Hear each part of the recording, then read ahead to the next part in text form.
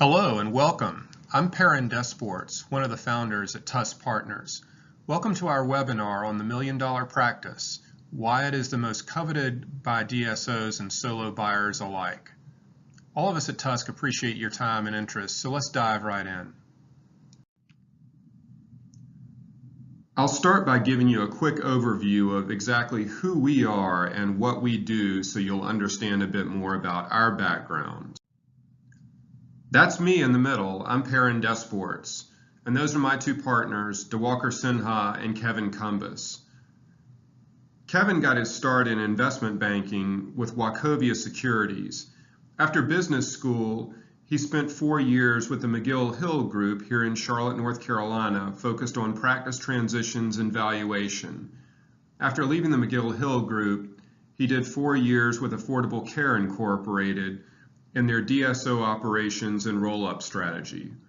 Diwakar is the banker in the group. He spent the last 15 years of his working career lending money to dentists all over the United States.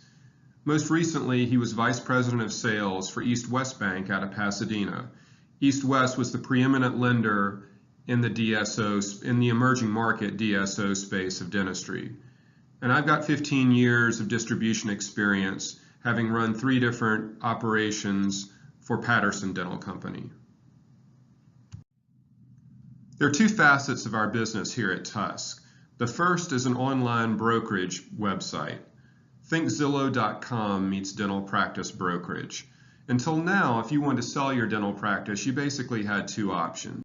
You can pay a broker 10% to sell your practice, or you can go it alone and do it in a for sale by owner model, neither of which are a really good value proposition. We leverage modern technology to reduce our costs and pass those savings on to our sellers, and we charge 5% commission to do that. You'll see that our listings feature beautiful professional photographs, informative graphical displays of clinical, financial, and operational successes, and much, much more.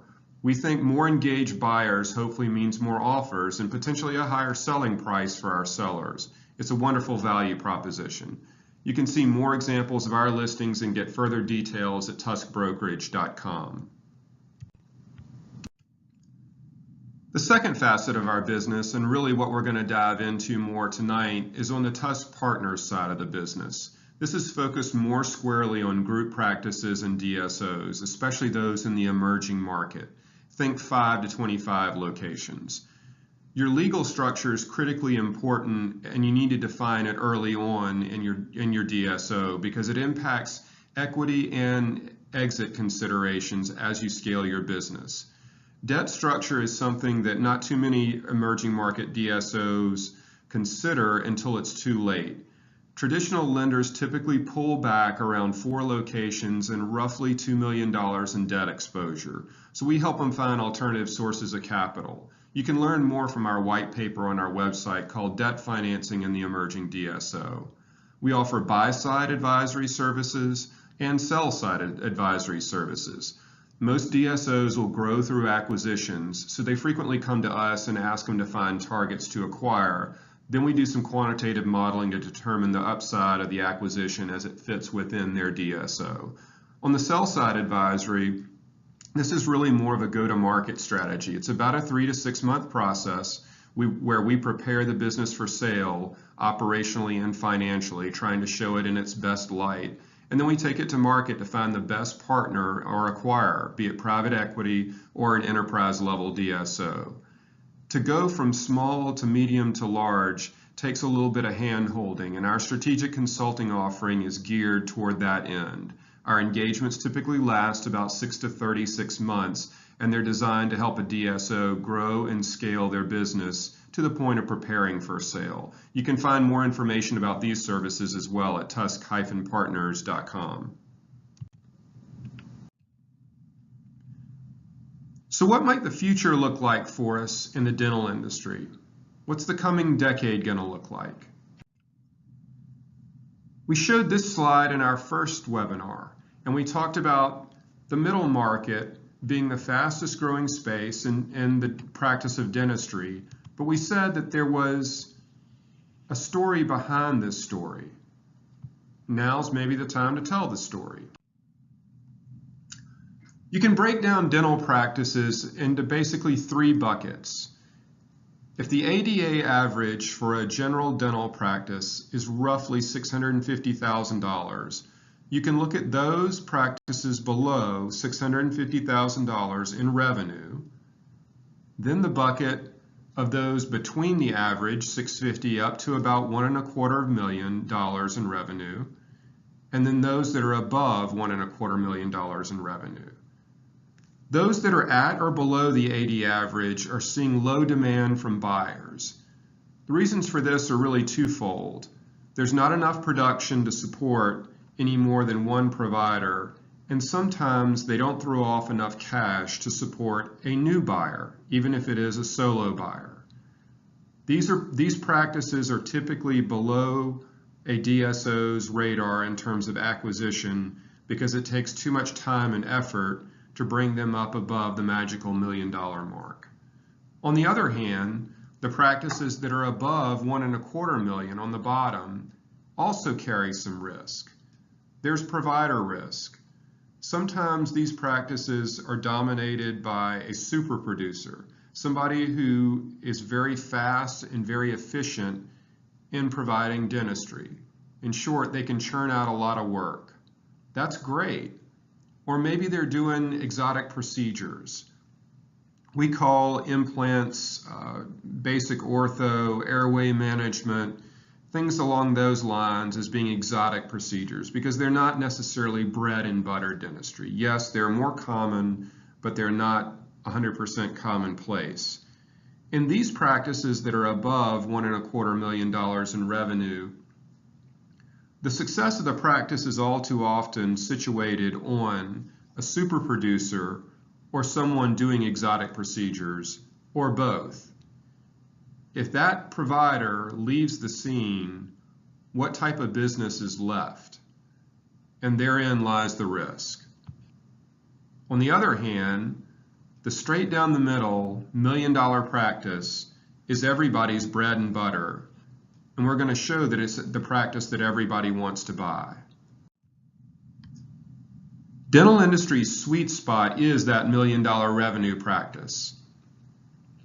The ADA average is roughly $750,000 in revenue, but that takes into account specialty practices as well. The ADA average for a general dentist is about $665,000 as of 2015. So let's take a look at a typical young doctor who's interested in purchasing his or her first practice. What do they look like? Well, a typical dentist profile is a household of 3. We said in our first webinar that a lot of dental school graduates are carrying in excess of $300,000 of school debt with them. That at a rate of 5% in a term of 20 years, that's a monthly payment of about $2,300. They typically own a home. Mortgage is maybe $450,000 at a rate of 4% over 30 years is about $2,500 on a monthly payment. And if they have a couple of cars, nothing extravagant, they probably have it at a rate of roughly 2.6% over a 4-year term, or a little bit over $1,000 in monthly payments.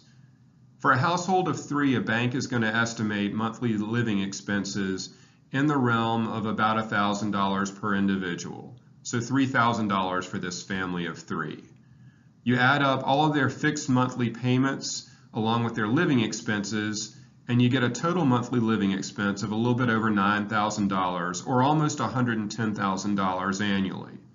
If this person is currently employed as an associate, they're probably making about $150,000 gross.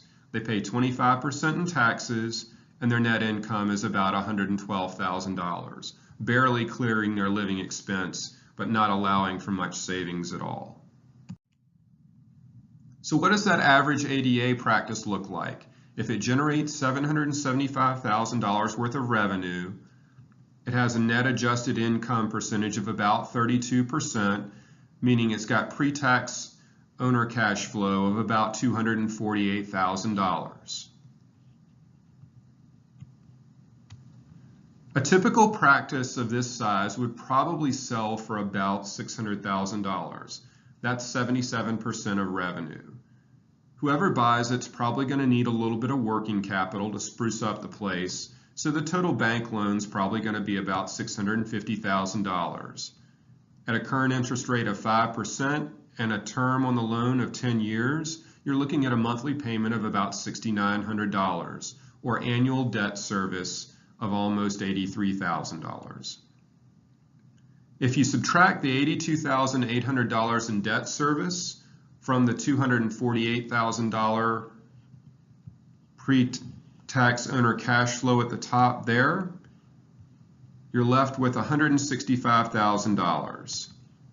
You pay 25% taxes on that, and your net income as the owner of the new owner of the practice is almost $124,000.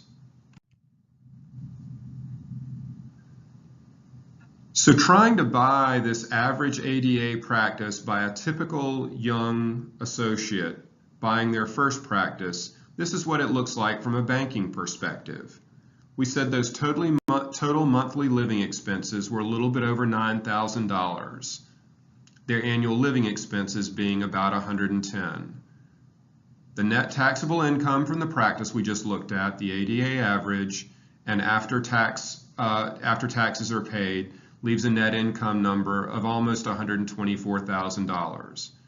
A bank looks at something called a debt service coverage ratio to determine whether or not this is something that they want to loan money against. And in this scenario, they have a minimum debt service coverage ratio of 1.2. Your debt service coverage ratio is simply your net income divided by your annualized living expenses. In other words, do you clear enough in post-tax income to pay your debt obligations with a little bit of buffer? And in this case, 1.13 on the debt service coverage ratio is below the bank minimum of 1.2. So the average ADA practice generating $775,000 in revenue doesn't throw off enough net income to a new owner for the bank to loan them the money to buy it. Well, if it doesn't throw off enough income, we probably need to look further upstream. Let's look at $1 million practice to buy. What do those numbers look like? Well, here's your $1 million in dental practice revenue at a 32% adjusted income percentage, means pre-tax owner cash flow of $320,000. This practice is going to sell for about 75% of revenue, or $750,000. Again, you're probably going to need working capital for a total bank loan of about $825,000. If you finance it at 5% over the same 10-year term, that's about $8,750 per month in terms of a monthly payment, or $105,000 in annual debt service. When you take the annual debt service of $105,000 and you subtract it from that pre-tax owner cash flow of $320,000, you're left with net taxable income of $215,000. You pay your 25% in taxes and you clear $161,250 in net income. If we use the same example as before, with the minimum debt service coverage ratio of 1.2, you can now see that the $1 million practice throws off enough net income to our new purchaser to qualify for the loan. So in an odd way, the bank wouldn't loan them money to buy the less expensive practice, simply because it didn't throw off enough cash flow. They're a lower risk and a better borrower to borrow money on the $1 million practice. So based on the average debt load, the typical young doctor cannot afford to buy the average dental practice today. They basically have to buy the $1 million practice that is the industry sweet spot. A DSO is also most interested in the $1 million practice due to revenue, profitability, minimal provider or procedure risk, and still a lot of potential upside. So now we're in a case of supply and demand. How many million-dollar practices are in the market for sale, and who would be willing to pay more for that million-dollar practice? A typical young dentist or a DSO? Well, let's take a look. Here are some seller options. The million-dollar practice. You're going to sell your million-dollar practice. It puts off clinical production of about $700,000 and hygiene production of $300,000. You have an overhead rate of roughly 60%, so benefit to owner is $400,000. This practice, if sold through a broker, is probably going to be valued at roughly 80% of revenue, so it's going to sell for about $800,000. And if you're a young dentist buying out a senior dentist through a bank loan, you're going to write them a check at closing for $800,000. Not a bad day for senior seller to walk off with 800 grand in their pocket. But what does that look like from a DSO perspective? Well, a DSO is a little bit different, and they're willing to offer a little bit more at the point of close. Specifically, a DSO is probably willing to offer more like 100% of revenue, meaning the full $1 million for a $1 million practice. Here's how they're going to structure it. They're going to give the seller $800,000 cash at closing, and they're going to defer 2 $100,000 earnouts in year 2 and year 3. They want the seller to stay on board. They want that good transfer of goodwill. They want the patients to stick. They want the staff to stay on board. They want to maintain the business as a going concern without any disruption. They want the current owner to work in the business for as long as they want, but for a minimum of typically 3 years. Now, when the owner sells the business to the DSO and agrees to work for 3 to 5 years, of course, he or she is going to get paid for that clinical production. This year, the $1 million practice generated $700,000 of clinical production, and our seller got paid $210,000 for his or her clinical production. They also earned benefits. When you add their clinical compensation with their benefits and the $800,000 they got at closing for the sale of their practice, they netted over $1 million in year 1 working for the DSO. In year 2, the DSO is going to ask that you increase your revenue by some amount. We said 5%. That 5% trickles through this entire example, and at the bottom, they get paid clinical compensation. Now the employee, the former seller, gets paid clinical compensation of almost $221,000. They still get benefits. Oh, and because they met the production criteria, they get their first $100,000 installment from the original sale of the practice. They take home $353,000 in year 2 working for the DSO. Year 3, it's much the same. Grow at 5%, get paid your clinical compensation based on production, they get paid benefits, and they get the second $100,000 installment for a total take-home of $366,000. As long as they're an employee in good standing and continue to do good work, they can work indefinitely. So in this case, our seller works year 4 and gets paid for that, and works year 5 and gets paid for that. And when you look at a total 5-year earnout, our seller sells his or her $1 million practice for over $2.3 million.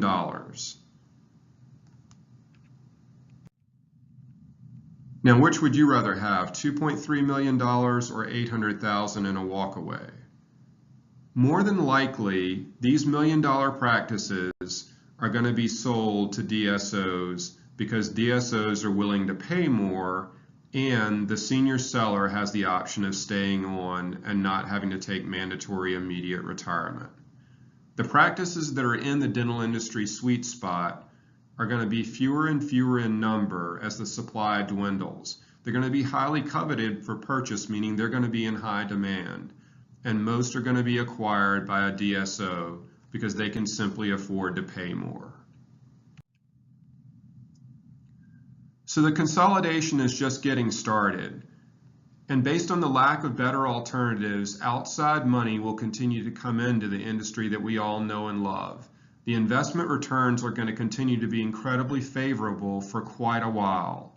We should all expect to see more consolidation of services and practices going forward, for the example that we just worked through.